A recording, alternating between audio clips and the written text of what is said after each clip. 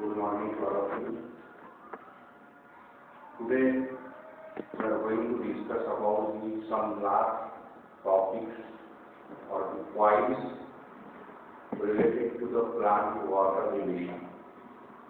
आज हम कुछ लास्ट पॉइंट्स की तरफ माइग्रेट होते हैं ट्रांसपिरेशन के। तो जिसमें हम पहला पॉइंट स्टडी करेंगे सिग्निफिकेंस ऑफ ट्रांसपिरेशन और what are the advantages of transpiration और what is the role of transpiration in the plant physiology. तो हमने प्लांट वाटर रिलेशनशिप इसमें तीन कंसेप्ट का स्टडी किया। पहला कंसेप्ट था absorption of water by roots, second concept था असेंट ऑफ सैप और थर्ड कंसेप्ट है ट्रांसपिरेशन। तो ट्रांसपिरेशन की डेफिनेशन हमने देखी, उसके बाद में टाइप्स ऑफ ट्रांसपिरेशन हमने देखे, उसके बाद में हमने मैकेनिज्म ऑफ स्टोमेटल ट्रांसपिरेशन की डिफरेंट थ्योरी हमने स्टडी किया। अब आज हम स्टडी करने वाले हैं कि what are the significance of transpiration. तो कभी कभी आपको ये सवाल पूछा जाता है कि explain briefly the significance of transpiration. तो आपको ट्रांसपिरेशन की सिग्निफिकेंस पता होना चाहिए, क्योंकि ट्रांसपिरेशन एक इम्पॉर्टेंट फिजियोलॉजिकल प्रोसेस है to maintain the plant physiology. तो पहला सिग्निफिकेंस है ट्रांसपिरेशन का, it control the rate of water absorption from soil. तो हमने डिफरेंट थ्योरीज देखी थी असेंट ऑफ सैप की, जिसमें हमने root pressure theory, capillary force theory और तीसरी जो मोस्ट एक्सेप्टेड थ्योरी है that is called as transpiration pull theory देखा।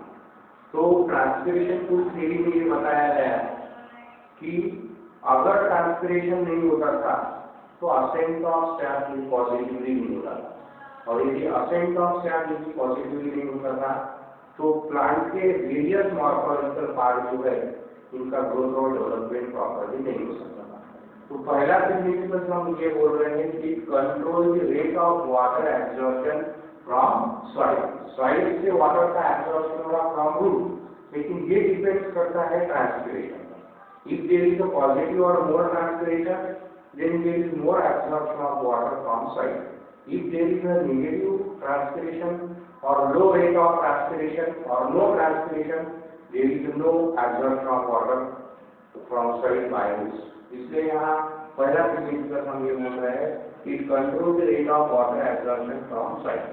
Second है, it helps in the absorption of mineral salts. तो हमने देखा कि असेंट ऑफ सैप में सिर्फ वाटर ही रूट में से वाटर ही सॉइल में से रूट की तरफ नहीं जाता, उसके साथ में मिनरल सॉल्ट, ऑर्गेनिक कंपाउंड और भी जो न्यूट्रिएंट्स है वो भी जो है उसके लिए जो है एब्जॉर्प्शन के लिए हेल्प करने वाला जो किरणा है that is part of composition transpiration.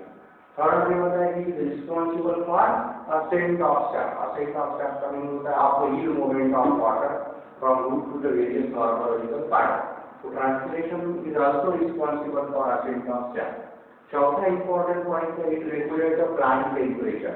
यानी रिमूवल ऑफ वाटर एनीथिंग होता था तो प्लांट टेम्परेचर मेंटेन नहीं होता था, तो it also regulate the plant temperature, it protect the use from heat injury. यानी ट्रांसपिरेशन की वजह से फिर से वाटर जो है प्लांट में आ रहा है, मतलब it protect the use from heat injury. then it checks the photosynthesis respiration and ascent of sap। मतलब ट्रांसपिरेशन भी हो रहा है तो इसका मतलब ये है कि स्टोमेटा ओपन है, और स्टोमेटा यदि ओपन है तो इसका मतलब ये है कि वहाँ पर एक्सचेंज ऑफ गैसेस हो रहा, असेंट ऑफ सैप हो रहा। तो ये सब कुछ अगर हो रहा है तो इसका इफेक्ट अल्टीमेटली किस पर कर रहा है, photosynthesis respiration and ascent of sap. इसको चेक करने का कार्य कौन करता है, ट्रांसपिरेशन प्रोसेस करता है। देखो फिर से मैं सिग्निफिकेंस बता रहा हूँ। पहला इंपॉर्टेंट सिग्निफिकेंस हम ये देख रहे हैं कि it control the rate of water absorption from soil. Second significance ये है, it helps in the absorption of mineral salt. तीसरा सिग्निफिकेंस ये है, it is responsible for ascent of sap. चौथा ये है कि रेगुलेट द प्लांट टेम्परेचर। पांचवा है protect the use from heat injury and छठवा है चेक फोटोसिंथेसिस रिस्पिरेशन और असेंट ऑफ सैप। अब इस पर से ट्रांसपिरेशन के बारे में कॉमन कंसेप्ट दिया गया। उस कॉमन कंसेप्ट का नाम है ट्रांसपिरेशन इज अनअवॉइडेबल इवेंट, और it a necessary event in the plant physiology. तो प्लांट फिजियोलॉजी में ट्रांसपिरेशन को नेसेसरी इवेंट या इवेंट क्यों बोला गया है, या why it is called as unavoidable event. अगर मान लो ये अवॉइड हो जाती थी तो प्लांट फिजियोलॉजी पर इसका क्या असर होता था, इसको अपन बोलते हैं that is called as unavoidable event. यानी इस इवेंट को, इस प्रोसेस को अगर हम छोड़ देते हैं तो क्या प्लांट फिजियोलॉजी मेंटेन होती है क्या? तो नहीं, प्लांट फिजियोलॉजी कभी भी मेंटेन नहीं होगी। क्यों नहीं मेंटेन होगी? क्योंकि उसके इतने सारे सिग्निफिकेंस है। अगर मान लो इतने सारे सिग्निफिकेंस है, इसलिए कार्य और रुक जाते हैं, तो प्लांट फिजियोलॉजी मेंटेन होगी क्या? जैसा फोटोसिंथेसिस, फोटोसिंथेसिस का इक्वेशन हम ऐसा लिखते हैं 6CO2 + 12H2। तो ये कार्बन डाइऑक्साइड और वाटर किसकी वजह से आ रहा है? ट्रांसपिरेशन की वजह से आ रहा है, स्टोमेटा ओपनिंग की वजह से आ रहा है। रिस्पिरेशन में हम देखते हैं उसका इक्वेशन हम लिख रहे हैं C6H12O6 + 6O2। तो ये जो 6CO2 + C6H12O6 + 6O2, तो ये जो photosynthesis, respiration, ascent of sap, ये सारे चीजों के लिए कौन रिस्पांसिबल है? ट्रांसपिरेशन रिस्पांसिबल है। अगर ट्रांसपिरेशन नहीं होता था तो ये फिजियोलॉजिकल प्रोसेस मेंटेन होते थे क्या? नहीं होते थे। और यदि ये फिजियोलॉजिकल प्रोसेस मेंटेन नहीं होते थे तो हम ये बोल सकते थे कि प्लांट ग्रोथ और डेवलपमेंट पॉसिबल है? नहीं है। इसीलिए हम क्या बोल रहे हैं कि transpiration is the unavoidable event. यानी ट्रांसपिरेशन को प्लांट फिजियोलॉजी में कभी भी अवॉइड करते नहीं आता। क्या नेचुरली यदि प्लांट से उसको अवॉइड करते हैं तो उसकी फिजियोलॉजी जो टोटली क्या हो सकती है? डिस्टर्ब हो सकती है, मेंटेन नहीं हो सकती। फोटोसिंथेसिस मेंटेन नहीं हो सकता, रिस्पिरेशन मेंटेन नहीं हो सकता, असेंट ऑफ सैप मेंटेन नहीं हो सकता, प्लांट टेम्परेचर मेंटेन नहीं हो सकता, हीट इंज्यूरी मेंटेन नहीं हो सकती, है ना, वाटर एब्जॉर्प्शन मेंटेन नहीं हो सकता, मिनरल सॉल्ट, अदर न्यूट्रिएंट का एब्जॉर्प्शन मेंटेन नहीं हो सकता। इसलिए ट्रांसपिरेशन को क्या बोला गया है?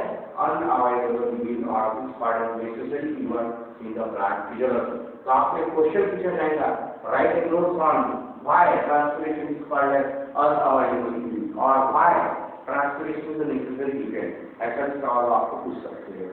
नेक्स्ट पॉइंट है that is called as anti transpirants. Anti यानी ट्रांसपिरेशन प्रोसेस को जो कुछ केमिकल कंपाउंड रोकते हैं, दे आर कॉल्ड एज, इसको हम क्या बोलते हैं?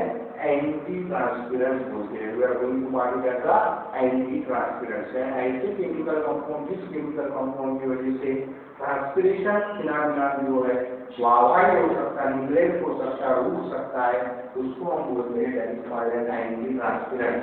तो ऐसे कुछ केमिकल कंपाउंड प्लांट में है, ये एक्ट एज एंटी ट्रांसपिरेंट, जो कि ट्रांसपिरेशन के रेट को रोक सकते हैं, कम कर सकते हैं, और ट्रांसपिरेशन का रेट यदि रुकता है, कम होता है, तो उसका प्लांट पर गहरा असर देता है। तो ऐसे कौन से केमिकल कंपाउंड है which act as anti transpirant? तो पहला केमिकल कंपाउंड हम बता रहे हैं that is called as dodecenyl succinic acid, जिसको हम शॉर्ट पार्ट में बोलते हैं DSA। डोडिसिनिल सक्सिनिक एसिड जो है that act as a anti transpirant. Second है फिनिल मर्क्यूरिक एसिड, इसको हम शॉर्ट में रिप्रेजेंट करते हैं PMA, P for phenyl, M for mercury and A for acetate, so it also acts as an anti transpirant.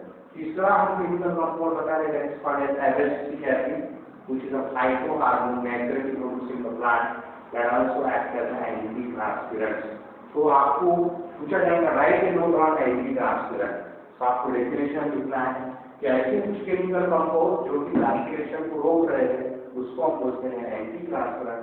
And the examples of that anti transpirant is dodecenyl succinic acid, phenyl mercuric acid and abscisic acid. अब next point रहेगा आपको एक write short notes on bleeding या define bleeding या bleeding या plant bleeding यानी क्या? जैसा हमारा ब्लड का ब्लीडिंग होता है, वैसा प्लांट में हम ब्लीडिंग किसको बोलेंगे?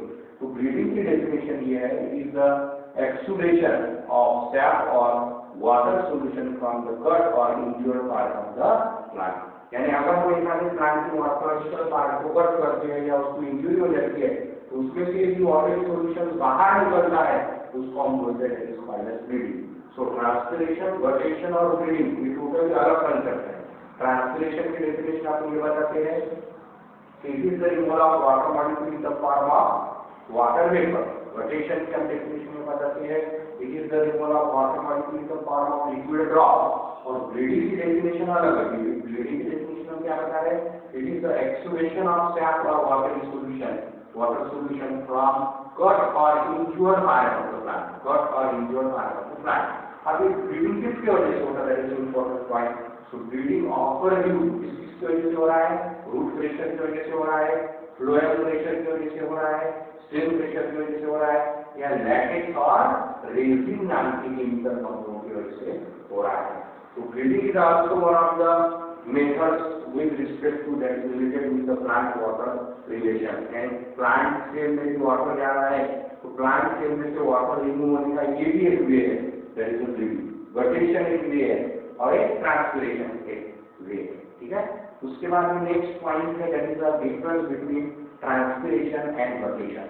तो कभी-कभी ये एग्जाम में सवाल पूछ देता है, explain briefly the difference between transpiration and guttation। transpiration और guttation में क्या डिफरेंस है? पहला तो डिफरेंस हम ये बताएंगे कि डेफिनेशन बताएंगे कि what is the definition of transpiration.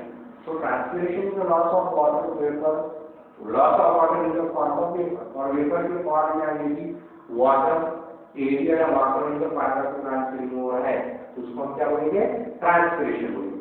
अगर लॉस ऑफ वाटर दूसरे फॉर्म में हो रहा है, लिक्विड फॉर्म में, लिक्विड ड्रॉप के फॉर्म में हो रहा है, उसको हम बोलेंगे गटशन। यानी पहला डिफरेंस आप लोग होंगे तो किसका बोलते हैं, definition of transpiration and definition of guttation. Second point है कि ट्रांसपिरेशन कब ऑफर होता है, तो transpiration occur during the day time, कब ऑफर होता है, डे टाइम में। और गटशन कब होता है, guttation occur during the night time and early morning, during the night time and early morning. उसके बाद में ट्रांसपिरेशन को हम क्या बोलते हैं, it is the loss of pure water, transpiration is the loss of pure water. और guttation को हम क्या बोल रहे हैं, it is the loss of impure water, impure water के लॉस को हम क्या बोलते हैं, दैट इज कॉल्ड एज गटशन बोलते हैं। उसके बाद में ट्रांसपिरेशन एक ऐसा फिनोमेनन है, कंट्रोल्ड फिनोमेनन है, और ये कैसा है, अनकंट्रोल्ड फिनोमेनन। ट्रांसपिरेशन किसके थ्रू होता है, नेक्स्ट पॉइंट हम बता सकते हैं, through stomata, through cuticle and through radicals. और गटशन किसके थ्रू होता है, through hydrophores, which are the veins present on leaf plate or leaf surface, जिसको हम बोलते हैं हाइड्रोफोर्स, और जिसको हम बोलते हैं expired water stomata. So this is the difference between transpiration and guttation. एक बार मैं फिर से बता रहा हूँ कि ट्रांसपिरेशन और गटशन में क्या डिफरेंस है। पहला हमने बताया कि the loss of water in the vapour form, यहाँ पर हम बता रहे हैं the loss of water in the liquid form. यहाँ हम बता रहे हैं offer during the day time, transpiration mostly कब होता है, डे टाइम होता है। और यहाँ पर क्या बता रहे हैं, offer during the night time and early in the morning. उसके बाद it is the loss of pure water का लॉस है, और ये क्या है, it is the loss of impure water. उसके बाद हम क्या बोल रहे हैं, ये कंट्रोल्ड फिनोमेनन प्रोसेस है, इसको हम क्या बोल रहे हैं, अनकंट्रोल्ड फिनोमेनन प्रोसेस है। और इसमें हम लास्ट ये बता सकते हैं कि ये ऑफर होता है to stomata, to ventricle, to cuticle, और ये ऑफर होता है टू वाटर, स्टोमेटा और hydrophores. This is the definition of bleeding, है ना। ब्लीडिंग की डेफिनेशन हमने बताई, it is the exudation of sap और water solution from the cut और injured part of a plant, and it occurs due to root pressure, flow pressure, stream pressure, lacteals or resins। ये anti transparent chemical compound है जो कि transpiration को रोकते हैं, जिसमें हमने पहला बताया डोलिसिन सल्फ्यूरिक एसिड, दूसरा हम बता रहे हैं फिनिल मल्फिनिक एसिड, और तीसरा हम बता रहे हैं एब्रेसिक एसिड। उसके बाद में हमने पहले एक्सप्लेन किया था कि why transpiration is unavoidable unit. Transpiration को हम अनअवॉइडेबल यूनिट क्यों बोलते हैं, क्या नेसेसरी इवेंट क्यों है, वो प्लांट फिजियोलॉजी में इसके बारे में हमने बताया। और हमने सबसे पहले जाना है सिग्निफिकेंस और एडवांटेजेस ऑफ ट्रांसपिरेशन। तो पहला पॉइंट आज का हमारा था significance of transpiration, is the significance of transpiration. दूसरा पॉइंट है कि ट्रांसपिरेशन इज अनअवॉइडेबल यूनिट और नेसेसरी इवेंट क्यों बोला गया उसको प्लांट फिजियोलॉजी में। उसके बाद में तीसरा पॉइंट हमने देखा दैट इज एंटी ट्रांसपेरेंट यानी क्या, और कौन-कौन से केमिकल कंपाउंड या एंटी ट्रांसपेरेंट बोलकर एक्ट करते हैं। उसके बाद में ब्लीडिंग यानी क्या, और ब्लीडिंग किसकी वजह से होता, that is our next point. और बाद में हमने देखा that is the difference between transpiration and guttation. तो ट्रांसपिरेशन और गटशन के बीच में क्या डिफरेंस है, that is the important point. ये सारे पॉइंट्स हमने डिस्कस किए, और यहाँ पर हमारा जो लास्ट कंसेप्ट था with respect to plant water relation, that is the transpiration, ये कंप्लीट हुआ। ठीक है। तो अब एक या 2 पॉइंट इस चैप्टर में उसके हमारे बचे प्लांट वाटर रिलेशन। तो प्लांट वाटर रिलेशन जब हमने स्टडी किया था तो प्लांट वाटर रिलेशनशिप में हमने 3 फिनोमिना का या प्रोसेस का स्टडी किया। पहला फर्स्ट था absorption of water by roots बताया, हमने सेकंड बताया असेंट ऑफ क्या, और तीसरा हमने डिटेल में स्टडी किया that is the process of transpiration. Transpiration हमने डिटेल में स्टडी किया। So this is with respect to the last point related to the transpiration.